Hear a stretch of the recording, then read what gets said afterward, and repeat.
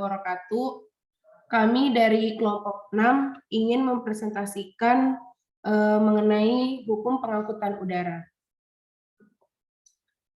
Hukum pengangkutan udara. Hukum pengangkutan udara pada dasarnya dapat diartikan sebagai keseluruhan ketentuan hukum yang mengatur hubungan hukum dari kegiatan menggunakan pesawat udara untuk mengangkut penumpang, kargo, dan pos untuk satu perjalanan atau lebih, dari satu bandar udara ke bandar udara yang lain atau beberapa bandar udara. Yang dimaksud dengan pengangkutan udara di sini adalah angkutan udara niaga, yaitu angkutan udara untuk umum dengan memungut pembayaran. Alat angkut yang digunakan adalah pesawat udara. Selanjutnya yaitu ketentuan hukum pengangkutan udara. Dari segi lintas udara yang dilalui pesawat udara, maka ketentuan hukum yang mengatur pengangkutan udara dapat digolongkan menjadi dua, yaitu angkutan udara dalam negeri atau domestik, angkutan udara dari atau keluar negeri atau internasional, perjanjian khusus tentang pengangkutan udara, International Air Transport Association.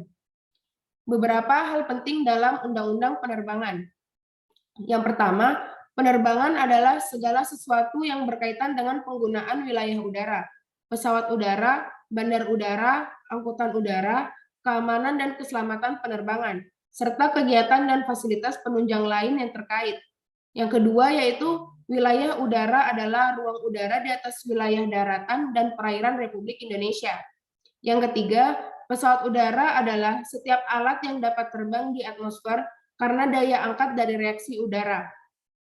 Selanjutnya yaitu asas dan tujuan penerbangan.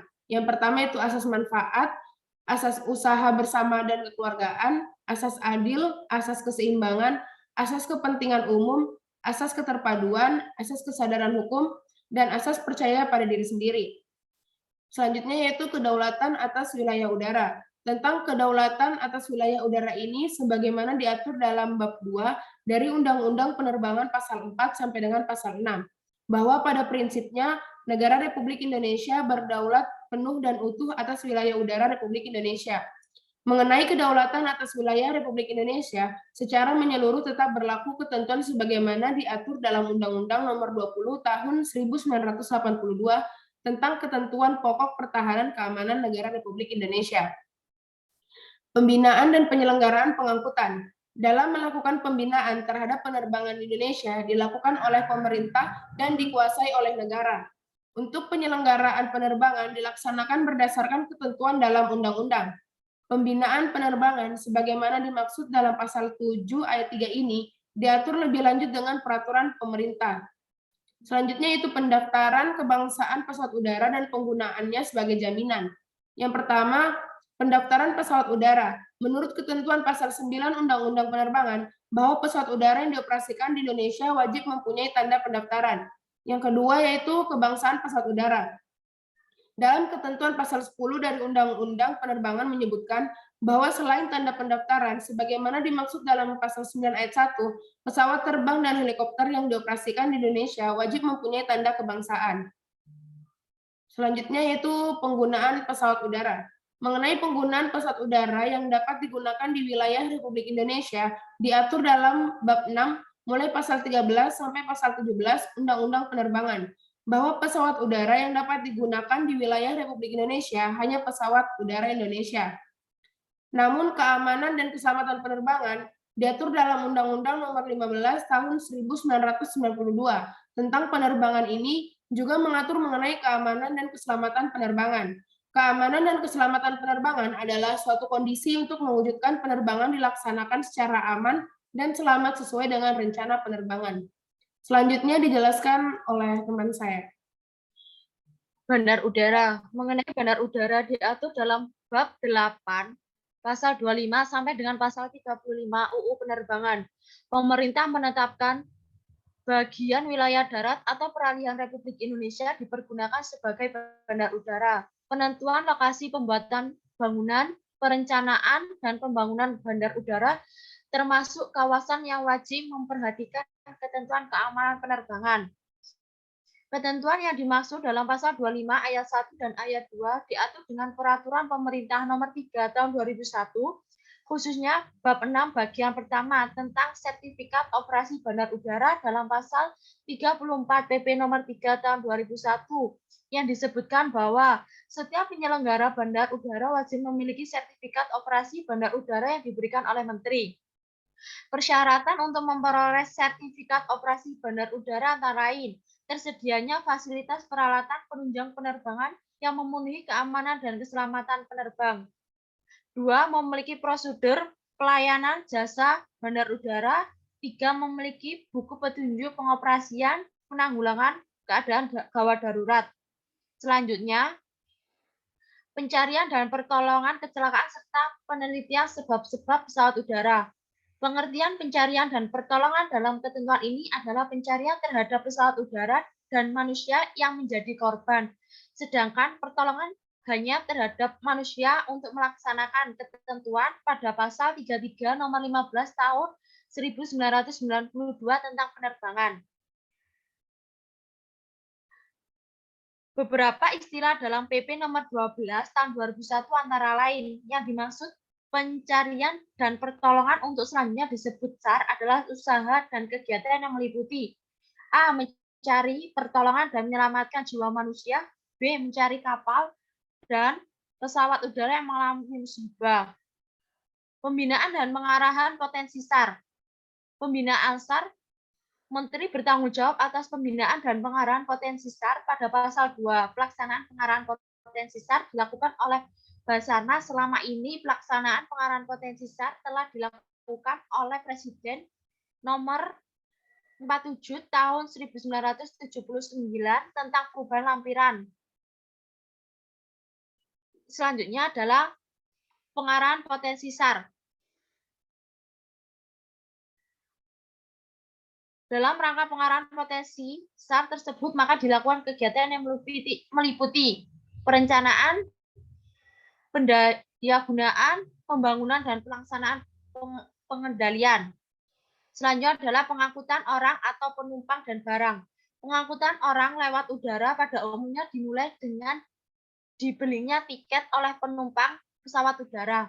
Tiket penumpang adalah bukti bahwa seorang telah membayar ongkos angkutan dan bahan naik pesawat udara sebagai penumpang. Hal ini sebagaimana disebut dalam pasal 41 ayat 1 Undang-Undang Penerbangan bahwa tiket penumpang atau tiket bagasi merupakan tanda bukti telah disepakati perjanjian pengangkutan dan pembayaran biaya angkutan. Selanjutnya, usaha pengangkutan udara, yaitu pertama, angkutan udara perintis. Dalam pasal 38 UU Penerbangan mengatur tentang angkutan udara perintis bahwa pemerintah telah menyelenggarakan angkutan udara perintis untuk melayani jaringan dan rute penerbangan yang menghubungkan daerah-daerah terpencil dan pedalaman atau yang sukar terhubung oleh modal transportasi lainnya.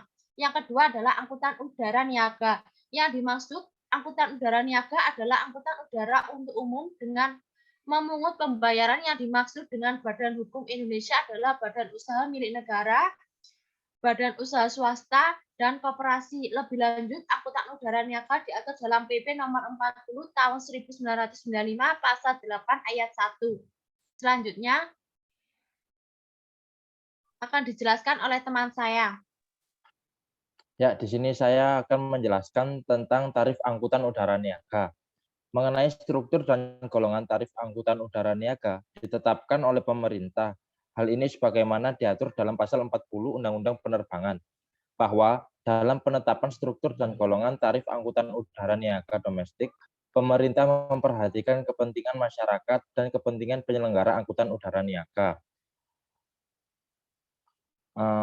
Di tarif penumpang angkutan udara niaga ada 3, yaitu tarif penumpang angkutan udara niaga berjadwal dalam negeri, tarif penumpang dan kargo angkutan udara perintis, yang ketiga tarif penumpang dan kargo angkutan udara niaga berjadwal luar negeri. Selanjutnya, wajib angkut. Ketentuan wajib angkut ini dimaksudkan agar perusahaan angkutan udara niaga tidak melakukan perbedaan perlakuan pemberlakuan terhadap pengguna jasa angkutan sepanjang yang bersangkutan telah memenuhi persyaratan sesuai perjanjian pengangkutan yang disepakati yang tercantum dalam pasal 41 ayat 1 Undang-Undang Penerbangan. Selanjutnya mengenai wajib angkut ini diatur dalam bab 6 pasal 40 dan pasal 41 Peraturan Pemerintah Nomor 40 Tahun 1995 bahwa perusahaan angkutan udara niaga wajib memberikan pelayanan yang layak terhadap setiap calon pengguna jasa angkutan udara.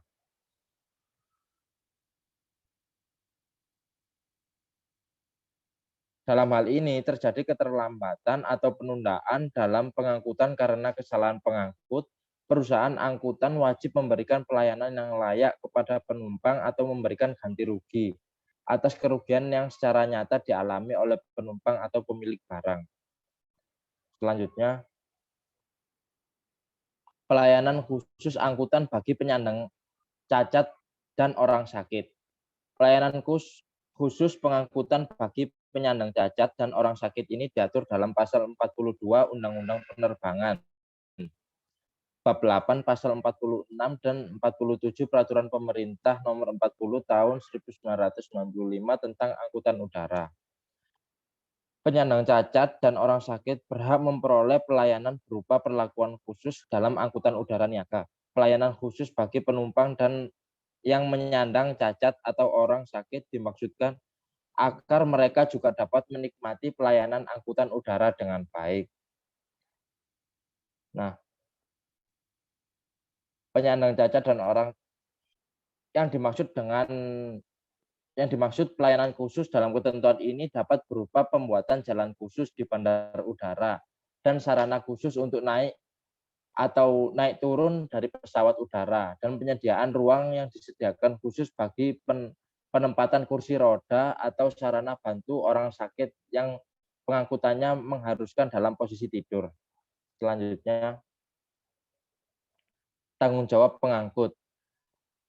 Dalam Undang-Undang Penerbangan Nomor 15 Tahun 1962, tanggung jawab pengangkut diatur dalam pasal 43 sampai dengan pasal 49 selain Undang-Undang Penerbangan. Lebih lanjut tentang tanggung jawab pengangkutan diatur dalam Peraturan Pemerintah Nomor 40 Tahun 1995, khususnya pada bab 7, yaitu pasal 42 sampai dengan pasal 45. Tanggung jawab pengangkut ini dibagi menjadi 4. Yang pertama, tanggung jawab pengangkut terhadap keselamatan penumpang atau barang yang diangkut. Ini tolong PPT-nya. Next. Nah, tanggung jawab pengangkutan terhadap keselamatan penumpang atau barang yang diangkut. Jadi, kematian atau lukanya penumpang yang diangkut tanggung jawab perusahaan angkutan udara sebagaimana dimaksud dalam ketentuan ini adalah apabila kematian atau lukanya penumpang diakibatkan karena kecelakaan selama dan pengangkutan udara dan terjadi di dalam pesawat udara atau kecelakaan pada saat naik turun pesawat udara, termasuk dalam pengertian lukanya penumpang adalah cacat fisik dan cacat mental. Musnah, hilang, atau rusaknya barang yang diangkut. Yang ketiga, keterlambatan angkutan penumpang dan barang yang diangkut apabila terbukti hal tersebut merupakan kesalahan pengangkut. Yang kedua, tanggung jawab pengangkut terhadap keselamatan pihak ketiga. Yang dimaksud dengan keselamatan pihak ketiga adalah orang atau badan hukum yang tidak ada kaitannya dengan pengoperasian pesawat udara tetapi meninggal atau luka atau menderita kerugian akibat pengoperasian pesawat udara. Yang keempat, tanggung jawab pengangkut terhadap pengangkutan campuran. Dalam pengangkutan campuran, yang sebagian dilaksanakan melalui angkutan udara dan sebagian melalui moda angkutan lainnya, ketentuan dalam undang-undang ini hanya berlaku untuk tanggung jawab dalam rangka pengangkutan udara. Yang